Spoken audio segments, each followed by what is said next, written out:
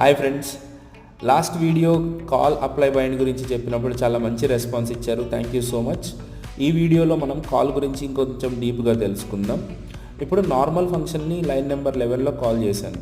So call చేసినప్పుడు it will call the function and ఆ ఫంక్షన్లో కనుక మనం దిస్లో ఏముంటుంది అని చూస్తే that will point to window object. Same my function dot call, ఆ ఫంక్షన్ నేమ్ డాట్ కాల్ అని పెట్టి మళ్ళీ కాల్ చేస్తే అప్పుడు కూడా this points to window object ఉంది.